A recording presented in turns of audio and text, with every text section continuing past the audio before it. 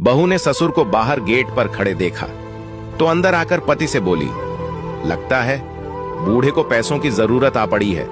तभी मुंह उठाए बेटे के पास चला आया है। अपने पेट का गड्ढा तो भरता नहीं, अब घर वालों का कहां से भरोगे। पत्नी के जले कटे वचन सुनकर भी वह चुपचाप दरवाजा खोलने चला गया। पिता के झुककर पैर लगा तो उन्होंने हमेशा खुश रहो का आशीर्वाद दिया। पिता उसके साथ भीतर आते हुए बोले, बहुत कमजोर हो गया है, बीमार है क्या?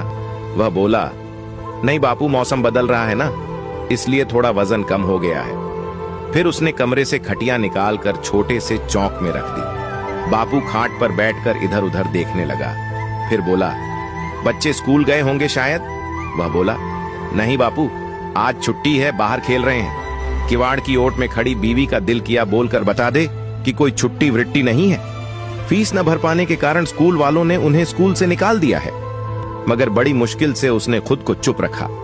इतने में बाहर से आकर दोनों पोते और पोती दादा के गले लग गए। दादा उन्हें प्यार करने लगे। जेब में से मूंगफली की मुट्ठी भरकर दोनों बच्चों को देने लगे। बच्चों के शरीर पर पुराने और टांके लगाए हुए कपड़े देखकर बाप से बेटे की हालत छुपी न रह सकी। बाप पढ़ा लिखा नहीं था, मगर आंखों से दुनिया देखी थी। वह सब समझ रहा था। बहू चाय बना लाई थी। ससुर पहला घूंट भरते ही समझ गया कि ये नेचुरल दूध तो बिल्कुल नहीं है। बेस्वाद चाय के 2 घूंट भरकर बाकी बची चाय कप में ही छोड़ दी और कप को खाट से नीचे रख दिया। फिर बेटे को पास बुलाया तो वह घबराता हुआ सा बाप के पास आकर जमीन पर ही बैठ गया। मन से आशंकित था कि बापू पैसे न मांग ले। न बच्चों की फीस भर पाया था, न बिजली का बिल, न पत्नी की दवाइयों के लिए पैसे जुटा पा रहा था। 3 महीने का मकान का किराया भी बाकी चल रहा था। वह अनमना सा होकर बापू के मुंह की ओर देख रहा था। उधर पत्नी सारे काम छोड़कर किवाड़ की ओट कान लगाकर खड़ी थी कि बुढ़ू कितने रुपयों की मांग करता है। अगर पति से ठीक से जवाब न दिया गया तो वह खुद जवाब देगी।